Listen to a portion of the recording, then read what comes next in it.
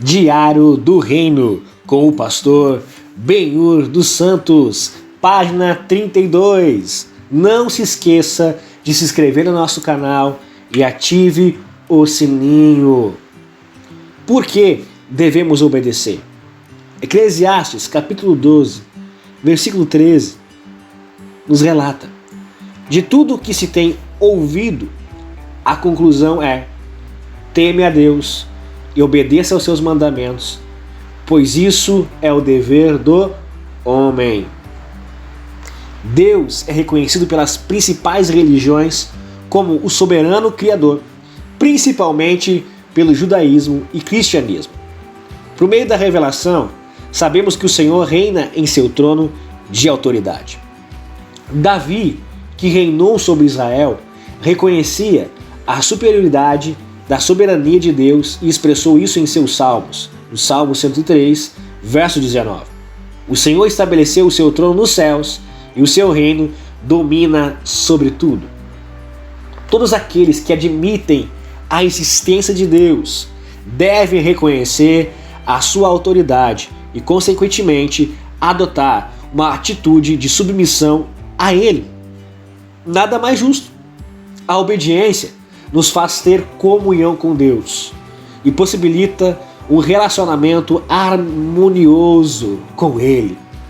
A obediência faz parte de um plano de restauração do propósito inicial ou do propósito original de Deus quando criou o homem à sua imagem e semelhança. Seu plano era expandir o seu domínio ao mundo visível, representado pela terra, e exercer a sua autoridade por meio do homem. Por isso, ele planejou dizendo em Gênesis, no primeiro livro da Bíblia, no primeiro capítulo, capítulo 1, versículo 26, está escrito: domine ele sobre os peixes do mar, sobre as aves dos céus, sobre os animais domésticos, sobre toda a terra. No mundo físico, o governo de Deus seria através do homem em comunhão com ele. Repito, no mundo físico, o governo de Deus seria através do homem em comunhão com ele. Foi por isso que Deus estabeleceu uma ordem no jardim. Da árvore, da ciência, do bem e do mal, dela não comerás. Deus exerceu sua autoridade como forma de provar a submissão do primeiro casal.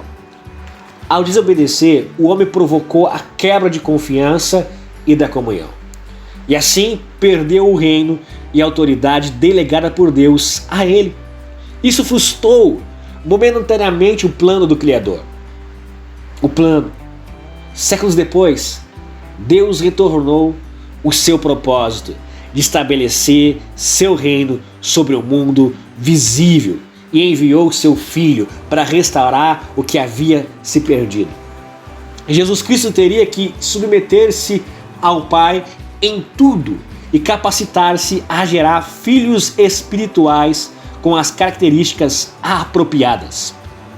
Diferentemente de Adão, que gerou filhos da desobediência, Jesus Cristo iria gerar, por meio do Espírito, filhos da obediência que vivessem em comunhão perfeita com o Pai.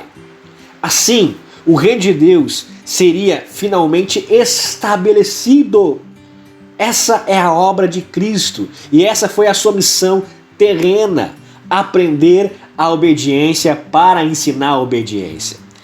Lá em Hebreus, capítulo 5, nos versículos 8 e 9, nos diz: embora sendo filho, aprendeu a obediência por meio daquilo que sofreu e tendo ele sido aperfeiçoado, veio a ser o autor da eterna salvação para todos os que lhe obedecem.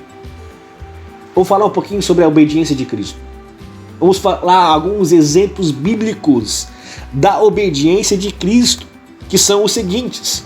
Primeiro, ele mostrou a sua obediência ao Pai por meio do seu nascimento, cumprindo o plano divino e deixando a glória celeste que sempre tivera da qualidade de o Logos de Deus.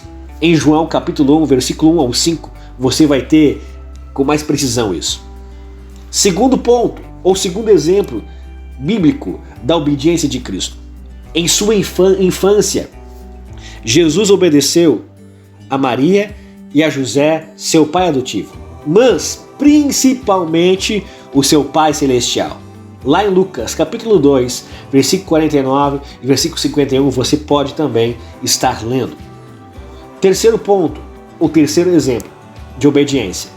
O ministério público de Jesus fez parte de sua obediência ao Pai em favor da humanidade. Ele veio para cumprir toda a justiça. Além dele ser o próprio amor, Cristo é a justiça de Deus. Repito, Cristo é a justiça de Deus. Ou melhor, Cristo é toda a justiça de Deus Pai. Mateus capítulo 3, versículo 15, vai nos relatar algo sobre isso. Quarto ponto, o quarto exemplo. Ele foi obediente à vontade do Pai no jardim do Getsêmani. Mateus 26, 39. Mais um ponto, mais um exemplo. A morte de Cristo em Jerusalém também ocorreu como um ato de obediência à vontade do Pai. Lucas 13, 33. Outro exemplo da obediência de Cristo. Cristo obedeceu expressando os ensinamentos do Pai. Os ensinos eram do Pai. Repito, os ensinos de Jesus eram do Pai. E ele os transmitiu fielmente. Ele não informava, ele transmitia de forma fiel aquilo que o Pai lhe ordenara. João 7,16 nos fala, melhor dizendo, sobre que Cristo obedeceu expressando os ensinamentos do Pai. E o último exemplo bíblico, os feitos de Cristo eram os feitos do Pai. Repito, os feitos de Cristo eram os feitos do Pai, que o Filho cumpria obedientemente. João 6, 38.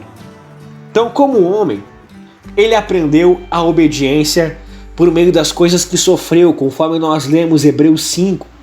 Isso envolve uma importante questão teológica, no tocante à natureza de sua encarnação e missão. Ele deu exemplo, como homem, de como os homens devem obedecer ao Pai. Se Cristo teve de aprender a obedecer, quanto mais nós. A obediência foi a escola que Cristo frequentou e deve ser a nossa escola, a obediência. A palavra também nos diz que é melhor obedecer do que sacrificar. Então aprenda a obedecer. Este foi o Diário do Reino. A próxima página vamos falar sobre conhecer a Constituição do Reino de Deus. Deixe o seu like abençoado e compartilhe essa revelação. Tem muitas pessoas que não conhecem a revelação do Reino de Deus. Anuncie o Reino. Aproveite esse momento de devocional do Diário do Reino, para que você possa estar sendo cheio de coragem, de ânimo, para falar do amor de Cristo. Que Deus abençoe a sua vida.